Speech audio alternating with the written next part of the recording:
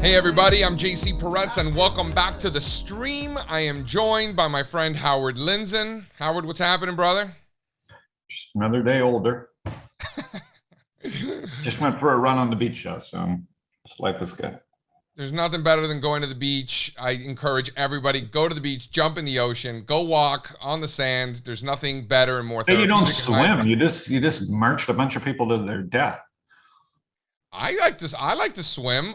You don't swim. You just told a bunch of people to go swim in the ocean. I mean, you're telling people to trade crypto and jump in the ocean? It seems no, I'm not telling anybody to trade crypto, but definitely jump in the ocean. That I am telling you to do. Trade crypto, that's up to you. Maybe it's not so much for the faint of heart, but it's for you and for me. And that's what we're talking about today because, you know, I think there's this misconception that crypto is like this whole new asset class and everything like that. And maybe it is and maybe it isn't.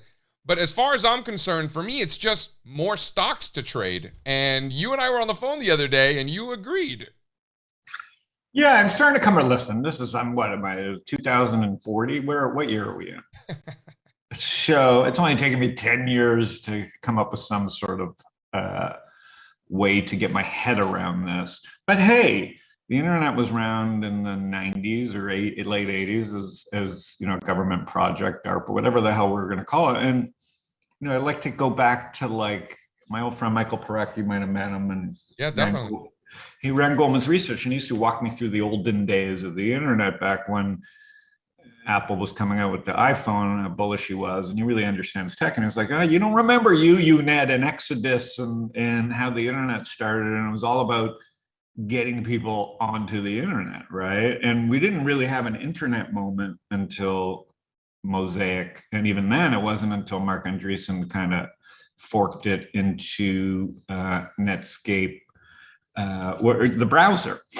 And I think we're seeing all those moments finally happen right now. So people are freaking out. They've missed Bitcoin. They think they've missed Ethereum. I have no idea. But we are talking about finally the first inning for a regular Joe. I mean, don't get me wrong, regular people made fortunes on this. And that's what's so exciting about this decentralized motion. Tons of people that were not wealthy have become centimillionaires, and that's cool. That's the whole point of all this. Is that a real term, centimillionaires? So it's 100 million plus? Yeah, I'm a thousandaire, and there are literally centimillionaires, the hundreds of millions, not quite billions. All right. And get used to that term, because they're going to be the way the government's printing money, there will be a lot of centimillionaires. But I'd like to be one. You're on your pace. We're at this phase, JC, where it's like you and I can talk about it all we want. We're not the experts, but the smart people got in. We could have followed them. Fred Wilson's, Chris Dixon, Mark Andreessen's. They've been pounding the table. High reputation risk because they were already wealthy before this trend started. And no one wanted to take them seriously. And, you know, the media got everybody, you know, sidetracked. And by the way, there hasn't been horrible investing in the FANGs and other places. So it's not like people have not had other choices to put their money. But now we're finally getting to the point where there's more than one or two things to invest in that could work. There are tons of research sites. You have StockTwits, Discord, Twitter. You have tons of places to chat about this stuff and learn, YouTube. And we have the beginnings of people saying, you know, we got to make up or create some metrics of which we can all put some boundaries on how we're contextually, you know, this price and volume never goes away, but there's enough money in the system now in the digital world and on this, in these cryptos and blockchains that fundamentals are going to start to take shape. They may not matter, but people are going to start making up, and there will be generally accepted fundamental textbooks written about this. And so we are literally at the beginning of that beginning, right? It was complete speculation. Now it's just almost all speculation versus complete speculation. But this is a stock market, not a currency. Yeah, but Howard, these are not currencies. This is a fresh. Yeah, but in tech stocks, you know, these companies that don't have any, you know, like a Tesla, for example, you know, it does valuing that and trying to incorporate fundamentals in a situation like that, Well, You that's know, been broken for a while it's too. difficult Absolutely. and it's humorous. And I thank the Lord every day that I analyze price behavior, because it helps us in the past with names like Tesla or Nvidia or other names that are going parabolic, AMD or whatever the case may be. So now that we're looking at all these cryptocurrencies that are behaving in a similar fashion, I don't have to worry about that. I don't understand the fundamentals, because I don't understand the fundamentals of all that other stuff either. So what's the difference? Point taken, but there is some, again, let's talk about fundamentals for a second. There are fundamentals and then there are fundamentals. I'm talking about some basic fundamentals. Do developers actually, does the blockchain work? Are there developers building on it? Can you do smart contracts on it? You know what I'm saying? Like, or is it just, a bunch of software people put together that nobody uses and trades based on people's feelings, which is fine too. And that's what we were for most of the last 7, 8 years of crypto. But now we're not. And that's exciting to me in the sense that, I have a wallet. You have a wallet. We may not use it like I we have use 6 of them. Venmo. What's that? I have 6 wallets. Yeah. That's So why I'm I need saying my coin you're tracker. like, you have Shout six out wallets. coin I have tracker. two. I have two that I'm using. I don't share them publicly. I'm scared to do, but it's kind of like Venmo. So in a sense, the wallet is kind of the Netscape browser moment. And we finally have vehicles of which we can joke and talk about, where we can visualize and interact with this digital world. And that is the moment, right? It may not look and feel like the last internet. It's not maybe as visual, and it's not as link driven, or it's not as content driven, but it is driven by money, and it is driven by seeing what people are spending on. And there's just all kinds of cool stuff actually happening. And when you look back at the whole thing and all what the experts were, or the original thesis was, and Yoni Editoro had talked about this, is a very fintech focused type of technology, because there is a ledger. And in the end, they call it a spine, a human spine, or a ledger. It's a place where everybody marks a point in time that something happened. And that is an exciting thing, because it reduces friction, it reduces a lot of middlemen, it speeds things up. Where we're at in this system right now, JC, and this is the issue, this is what's so exciting, and this is why there's now more than a 2-horse race, is speed. Who can build Visa, MasterCard for this world faster? And that doesn't just mean people. This is now about software. It doesn't mean how many people you throw at that. This is about people that really have knowledge about how to work across blockchains and build software. And that's way over my pay grade. But what we're seeing right now are the basics of a market developing. And it's not a currency market, even though I think being a currency trader, understanding spreads is probably a benefit. If someone comes from a currency background and understands how to read a lot of these crypto exchanges and the way they display information, I think there's some benefits there, because there's all kinds of arbitrages to happen, because there's so many trading different perspective, I would agree with that wholeheartedly. That's a good point. Yeah, meaning the way Sam at FTX got started was by using arbitrage on prices of Bitcoin. So I think currency traders do have an edge, but calling these things currencies is ridiculous. We are in the business of picking winners. And now, as we've seen with Solana and Cardano and even Dogecoin and this Uniswap and SushiSwap and some of these places, or some of these blockchains, these are stocks. They actually have fundamentals. You may not like how they're valued, but they actually have fundamentals, usage rates and transactions, and the cash flow is not going to be the same as a public stock, but these are not currencies. So it's, I feel like it's more like a stock market that's developing, and that's fun, because it's just another tech sector.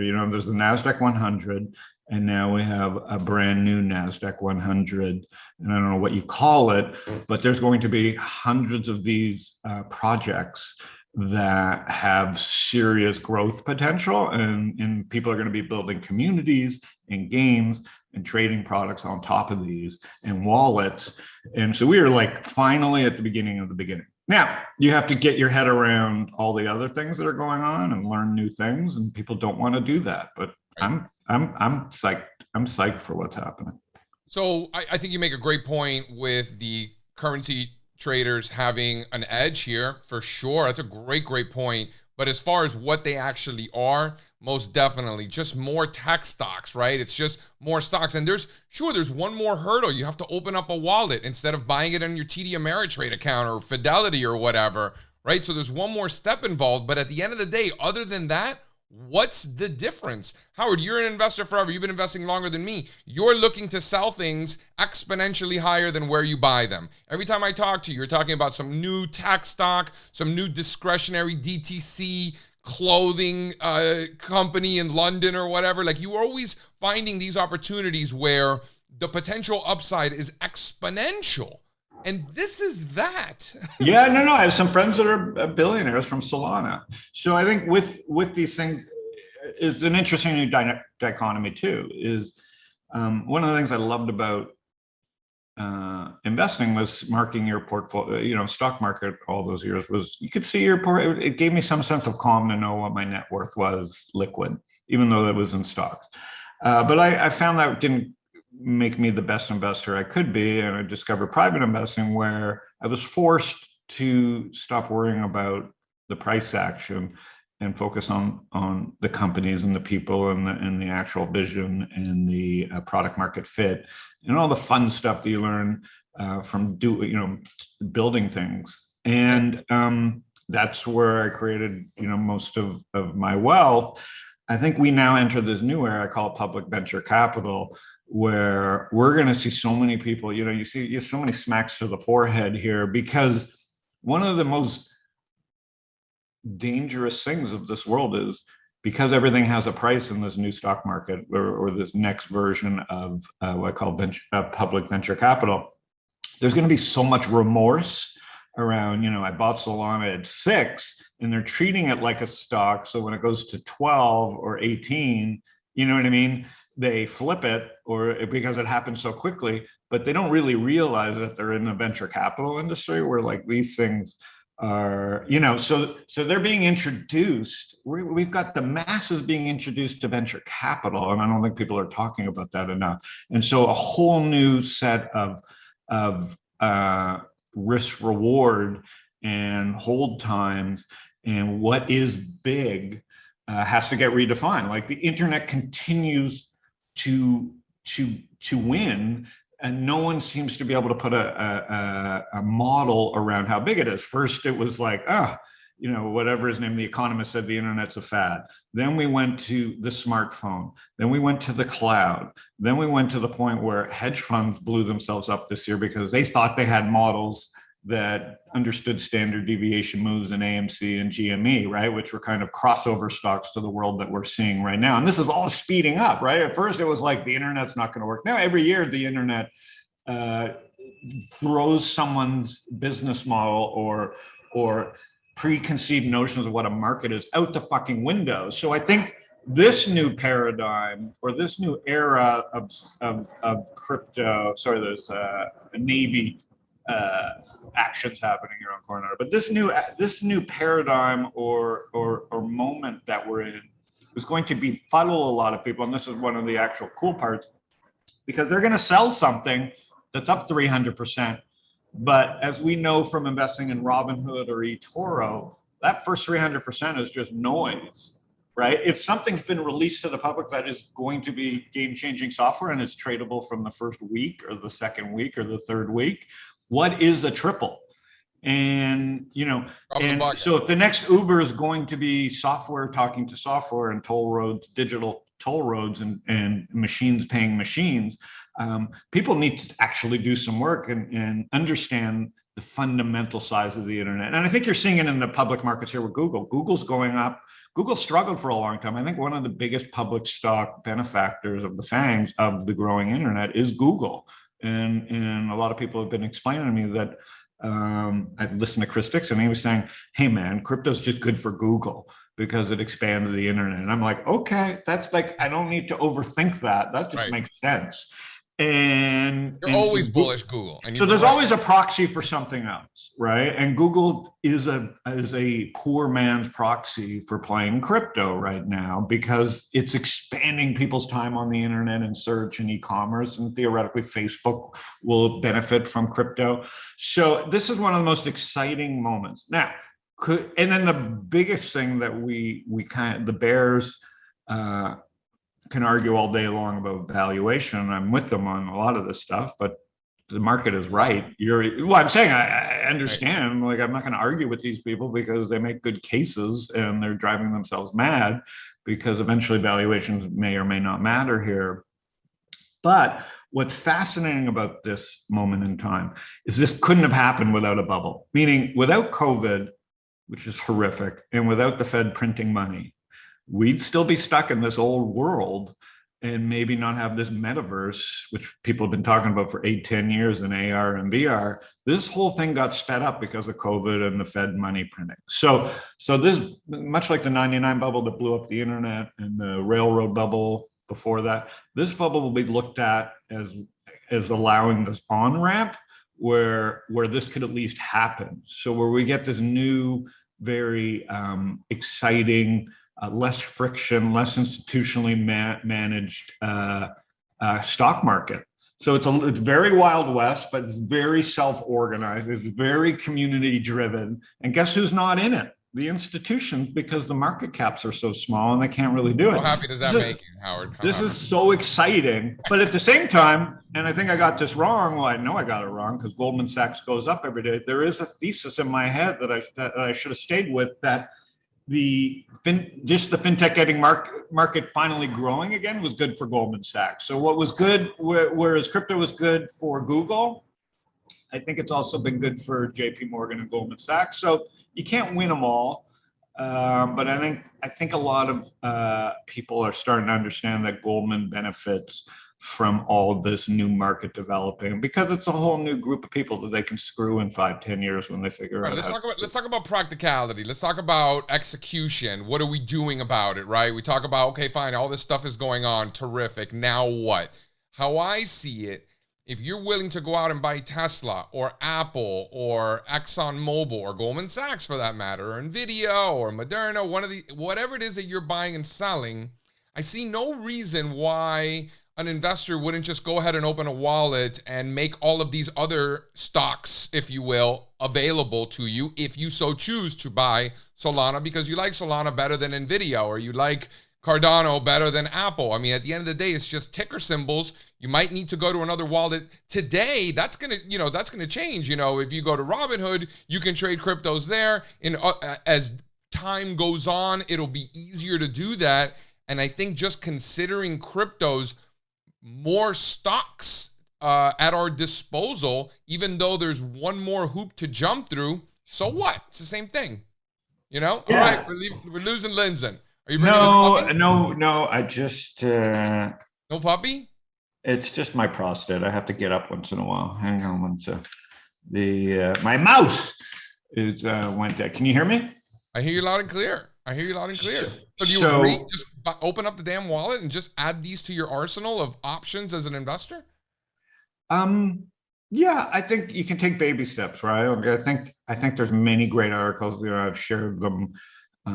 In the last week, there's a great historical look at some of this stuff just by the history of Mark Andreessen and Horowitz. I linked to a podcast on my blog where you can go back and not their story, other people doing the research of how A16Z came about and Netscape and all these things that come out. I think it really behooves somebody to go listen to the history of the internet from people that were there at the beginning, and it confounded them, right? They didn't think the internet could be that big. It was just some ugly, text-based thing where only universities were supposed to be sharing information. So it's like no one's gotten it right in terms of the size. So the fact that anybody has a strong opinion about the size, other than they're going to be wrong. So the only opinion I have is everybody's wrong and it's going to be bigger than everybody thinks. Within that, and I'm not like Mr. Fundamental and like you understand this world better than I do, but I mean from where I'm sitting, I see an army of the smartest people in the world building stuff on these platforms. So as an investor, whether I'm a technician or not, it's obvious that that's what's happening. I see it all around me. So I can bet against that army, or I can bet that at the very least, a few of them are going to come up with something brilliant. And because we are price driven, I might not understand what's so brilliant about what they're building, but we're going to see it in price. Yeah, well, you're seeing it in price. You're seeing it in relative strength. You're seeing it in all the typical ways that technicians or chart artists used to do this stuff. And I'm more excited because I don't want to make mistakes. Like, I don't want to make the same mistakes that I made in stock 1.0 when I was learning stocks, and I thought a 5% move was an incredible move, right? And then we went to the internet bubble and we thought 50% were incredible moves. Then we went to the era of the FANGs and we 100% or 1,000% were incredible. Do you think your biggest mistake is that you were selling too soon? Always. I would, and I think in an extraction based world, JC, in a ground level world, there was pretty much a thesis that most stocks would go to zero because there is an infinite amount of space. But when we went to the cloud-based world, right, in the network-driven world, I think everything changed. It's easy now. It's starting to become clear when you are in a cloud-based world, the math, you throw the math out the window, right? There is no math. Just like you said, we could talk about crypto, but really Tesla and Amazon have broken the boundaries of what this was. I was talking about Uber with Ram, who's a crossover investor, and he was saying, yeah, they haven't made a profit, but any company that has $100 billion of throughput through their app is going to figure something out. So he makes a good point, like $100 billion of revenue flowing through there.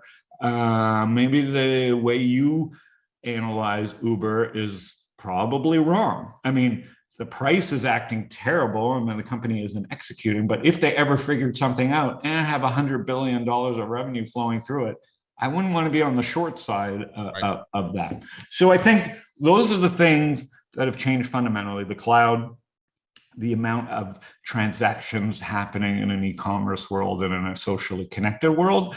So that's the exciting part. What I said I have to get my head around is in a world where companies are going public on the third day, not like in the 99 bubble where companies were going public pre-revenue. Here products are going and ideas are going public day one. How do you put your head around what a return is, right? Like Bitcoin was public at 11 cents. Okay.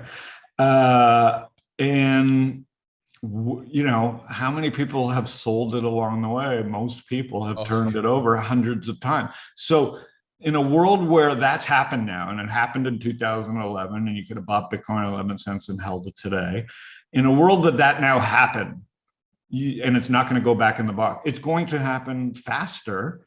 It's going to happen more often.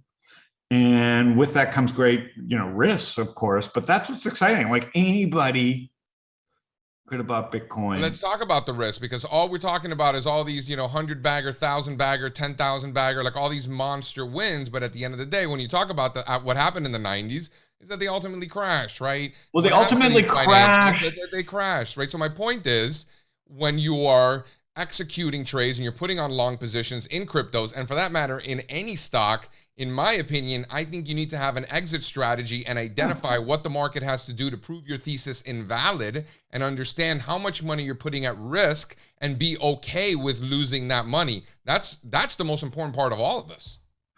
No doubt, but all I was adding to that was in a world that's gone from physical to digital, from extraction-based economy to a open/cloud economy, understandings of how big things can get is thrown out the window, is all I'm saying. So, do you think things like call options? I think a lot of these software companies will last. We went through this phase where like public companies were dwindling, right? Remember we talked about this for fucking years. Oh, there's less companies to choose from. So you had this era of index investing and the amount of public companies dwindled through acquisitions and going out of business. Well, that was because it was an extraction-based world. There was limits to how companies could grow. You were just taking stuff from other people. It was not a win-win situation. Gap would win at the expense of Abercrombie and Fish one quarter, and then it would be the other way. And in an e-commerce world, fucking things could grow forever and steal market share from everybody on the planet. There's not just, so the winners are bigger, the size of the markets are bigger, and because these software companies are run with less people, the trends can last much longer. So you have to give there's a new form of trend following that companies don't just go to zero. They continue to be around. We've gone from this where public company amount of public companies were dwindling to, I think we're going to go to this era where, yes, there'll be a lot of failures, but there'll be more and more companies, and I count crypto as public companies, that to choose from, and they'll last a lot longer because they're software cloud-based systems, machine to machine, and not these extraction-based companies where you have to build stuff and take it out of the ground. So that's the exciting part. The other biggest trend that helps is, I've said it before, we had 100-year of tax law and everything focused on building buildings high into the sky with parking lots and parking structures and this and that, and bringing people to the city, and tax laws written to help commercial people build real estate up into the sky and fill it with people. And that's all thrown out the window now too. So you have this complete change in how the workforce is happening on top of that major change of crypto and software and e-commerce.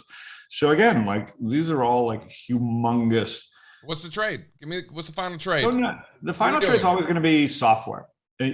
We went to this phase where software. So we're having a conversation about crypto. You're telling me to buy software stocks? No, I'm saying crypto is the perfect evolution of software eating the world. Like Mark Andreessen said, software is eating the world. Crypto is eating software in the sense that software is growing. There's 1,000 Instagrams now potentially where, Instagram, when they sold for $1 billion with 12 employees, people's heads were blown. Right. And then there was some kind of peak there, right, around how low an amount of employees you could have. Then WhatsApp, 19 people, $19 billion. And now we have these companies like FTX with 60 or 80 employees and 20 billion valuation. And we have all these blockchains that are getting to these huge valuations with just developer networks, not really that many employees. And so I think machines paying machines, software talking to software, and coupon clipping in a sense without having to hire people. Which one does that the best? Which one does that? It'll happen twice as fast. So I think software eating software is the new software eating the world. Which one? Oh, which I'm not a good stock picker. I share stuff on my blog, but I think you should follow, the guys. Come on, you're not a stock picker. Every time I talk to you, you got a new stock for me. Come on. I mean, I do think Ethereum and Solana. I mean, Solana's very new. I think Ethereum and Solana seem to be the winners. Obviously, Solana has much greater risk because it's so new, but it seems like Ethereum is the internet. Packy, there's enough people writing it in English for me to make sense that people building on top of Ethereum is the new internet. So, I think Ethereum's kind of the king, the stock that you got to watch. It's kind of like Amazon or Google. I'll tell you what, as a technician, I see Ethereum underperforming Cardano. So for me, I stay true to what I know, and I don't really know what any of these things do. Like, I've watched some YouTube videos, but that's the extent of my research. For me, I see relative strength in Cardano. So my final trade is that if we're above those May highs in Cardano, you stay long. I think you can see $5, $9, $10. Why not? No, but this is healthy. This is. I agree with you. This is people speculating on what Ethereum relative. Everybody's valuing now these blockchains that have some traction or usage to Ethereum. So Ethereum's becoming the marker for which a lot of these other chains are being valued. So it's very important, what I'm saying, it's very important that Ethereum continues to do it because they're the, what do you call it? They're the one horseman of the new internet because everybody's transacting in Ethereum. It's got to be a rising tide is your point, right? It's not going to be like it's going to be that one, but not those. They're all going to do well. If one of these is going to do well, they're all going to do well. It's just how well relative to one another. Right? Yeah, and I would be surprised if Bitcoin continues to do relatively well. If I can own gold, the version of gold versus the version of the open internet or the open digital platform, you would think that Ethereum and the copycats and the Ethereum killers are going to perform so much better than Bitcoin, which just becomes a place where people go when they feel nervous or as their on ramp to the digital world, but then they quickly get out of Bitcoin for other things. So, so I would think, in my understanding, is Bitcoin should underperform in a growing crypto economy. But again, this is the fun part of, like, there's all going to be all kinds of new macro analysts chiming in on this stuff. And my opinion is probably worth the same as everybody else. But I'm focused on I'm focused more on the Ethereums and the Ethereum killers right now. And that's what's exciting to me, is reading about these things and actually using the wallets and experimenting with these things. Yeah, for me, I mean, we're looking at other, Straza and myself, or in Cardano and Solana and some of these others, but I spend a lot of time looking at Ethereum and Bitcoin, because if Bitcoin starts failing, then the other ones are going to fail as well. So I think I would agree with you. They all got to do well. So I would look at the bellwethers, Bitcoin and Ethereum. The bellwether is the term, sorry. Yeah, bellwether. See, Lindsay, see? It's finally nice, but it is nice to have those terms again. Bellwethers were very important. We used to have financial bellwethers in 08. Still are. Goldman Sachs and JP Morgan are bellwethers. But, we don't use that term as much because but we don't use that term that much because they've been disrupted so badly. Oh, that's because you're not hanging around with me enough like you used to back in the day. A bellwether is a term I think is underused. Bring it back. Bring back the bellwether. All right, Lindsay. Listen, I appreciate you being here. Everybody watching on Twitter, thank you for being here. On YouTube, what's up? And shoot us a note. We'll do this again, Lindsay. Hey, buddy. Adios. It feels good now. Make sure they jam it in the hood loud. When you roll slow in a lane with a whip with no stains, get a taste with the fame, like hanging with my big homie so loud.